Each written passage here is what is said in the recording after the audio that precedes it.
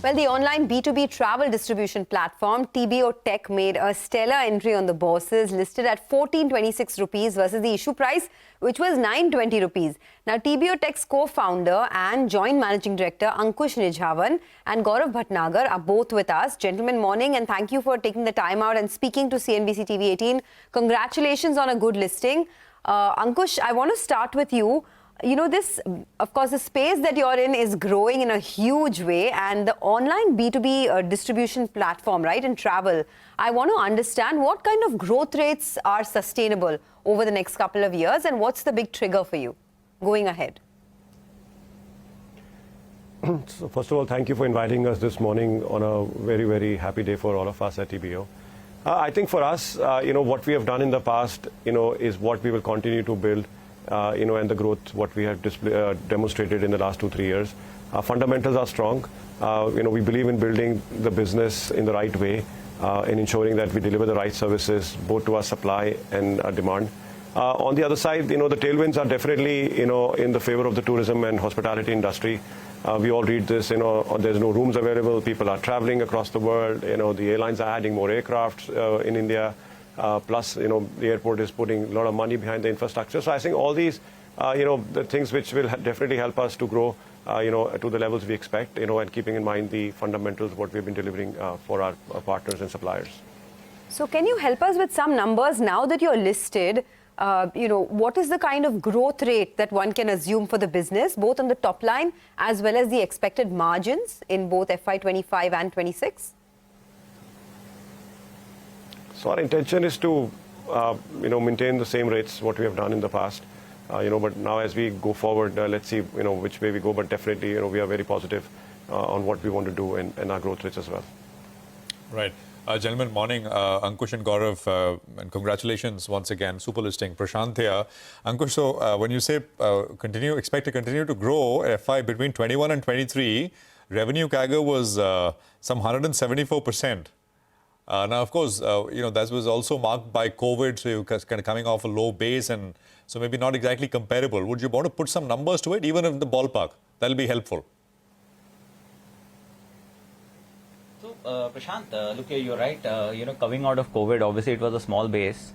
If you were to compare our numbers with the last year pre-COVID, FY20, you would see that roughly since FY20, revenue has a little more than doubled, and EBITDA has grown faster because of operating leverage. Rather than putting some specific numbers on future forecasts, let me just tell you, the space that we operate in and what's the headroom for growth. TBO is a global platform. We operate in more than 100 countries. 70% of our revenue comes outside of India. And we operate in the global outbound travel space. Now, this space is $2 trillion, roughly $2 trillion in size, if you look at total travel spend only on outbound travel globally. We'll be somewhere between $3 and $4 billion out of that $2 trillion. So there is no dearth of headroom for growth in this business. So while, we would not be able to comment on specific growth rates, our belief is that given the tailwinds in the business, given the size of the industry that we operate in, given the fact that we operate in pretty much all the 5 continents, we would expect to see a bright future ahead. No, I mean, FY23 numbers revenues were 1,065. You're already at 1,023 for the 9-month period. So, yeah, I mean, growth should be good. You're saying your total addressable market is $2 billion, Gaurav? $2 trillion, Prashant, $2 trillion. Sorry, that's the global, right? But you said outbound, global outbound from India. Prashant, no. Prashant, so our business, let me explain what the business is. So we aggregate travel agency demand globally. So whether it's a travel agent in India or a travel agent in the Middle East or a travel agent in Brazil or Indonesia, when a traveler comes to them and they want to book an outbound itinerary, so somebody traveling from Brazil to US or somebody traveling from India to Europe or somebody traveling from Dubai to Indonesia, our platform serves as a bridge between demand and supply, right? So that is the space that we operate in. Now, if you step back and look at how large that space is, 1.5 billion outbound trips happened in 2019, similar numbers this year. So look at that number, right? 1.5 billion people traveled globally. Right. And that number grows 6-7% every year. So 100 million more trips get added to this pie every year. So that is the space we operate in, Prashant. And then that's the reason we believe that, from where we are, our global market share is still very low and huge headroom for growth. Right. That number, though, that trillion with a T, the number, Gaurav, that you put out, that is, though, is the value of all flights taken, right? I mean, total travel, right? the space that you operate in, Total travel which spend. is total travel spend, correct. But the space that you operate Yes. in, could you kind of describe, which is kind of, sort of connecting the buyer, the suppliers and the buyers on the on the other side? Could you give us a sense of how large that kind of market is? And just for our viewers, I mean, there is another company which is listed, which is RateGain. Broadly speaking, can I say you're in the same kind of space? So, Prashant, I'll take the second question first. RateGain is part of the same supply chain, though they Okay. sit at different part of the chain.